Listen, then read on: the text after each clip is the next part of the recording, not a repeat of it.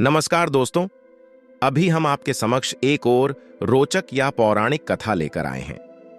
आपने खुद आस नजदीक लोगों को यह कहते हुए तो पक्का सुना होगा कि नवरात्रि, उपवास में और धार्मिक क्रियाओं में लहसुन या प्याज का इस्तेमाल वर्जित है।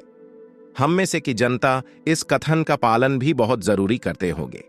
आखिर ऐसा क्यों है? लहसुन या प्याज को धार्मिक क्रियाओं, पूजा पाठ इत्यादि में इस्तेमाल करना वर्जित माना गया है। ऐसा क्या कारण है कि इतनी उपयोगी वस्तु जो प्राकृतिक ने ही हमें प्रदान की है, या जिसमें हमारे शरीर के लिए बहुत ही जरूरी तत्व पाए जाते हैं, जो हमारे शरीर को कई भयंकर जानलेवा बीमारियों से भी बचाते हैं, या भोजन बनाने में इस्तेमाल करने की सलाह भी दी जाती है।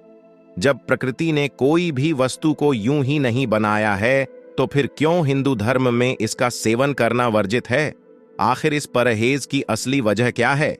हिंदू धर्म शास्त्रों के मुताबिक जब समुद्र मंथन चल रहा था, तब उसमें से जो अमृत निकलता है, उसे भगवान विष्णु मोहिनी रूप धारण कर देवताओं को अमृत बांटते हैं।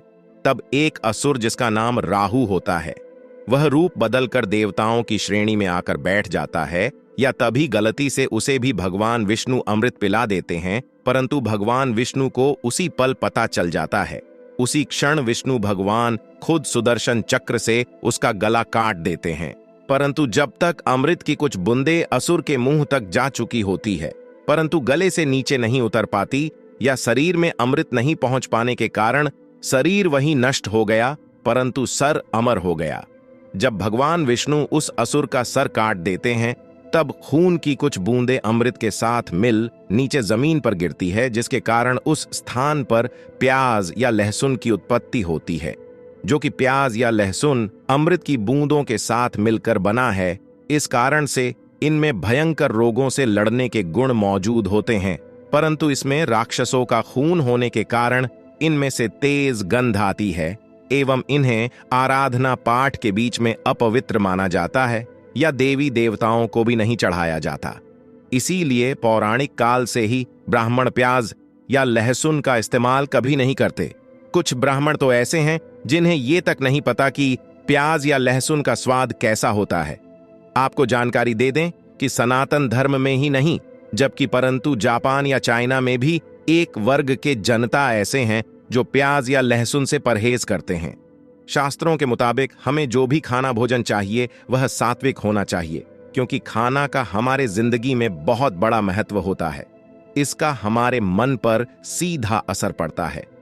बंगे बूढ़ों ने कहा है कि जैसा अन्न वैसा मन, या जैसा आहार वैसा ही हमारा व्यवहार होगा।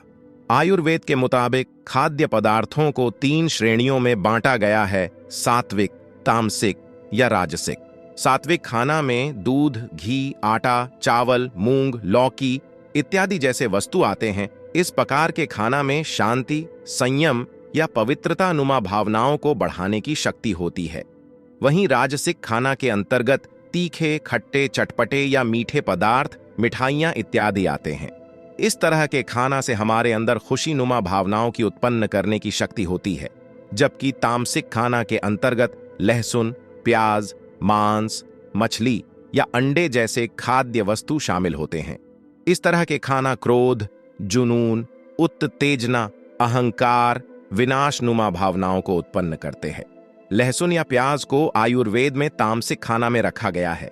प्याज या लहसुन व्यक्ति के शरीर में जुनून, उत्तेजना, अज्ञानता या गुस्सा इत्यादि नुमा भावनाओं को उत्पन्न करता है, जो व्यक्ति को धार्मिक क्रियाओं को करने से मन को भटकाती रहती है। इसीलिए वेदों के हिसाब से भी प्याज या लहसुन तामसिक खाना है, या तामसिक खाना भगवान की पूजा, धार्मिक क्रियाओं आदि में इस्तेमाल नहीं किए जाते।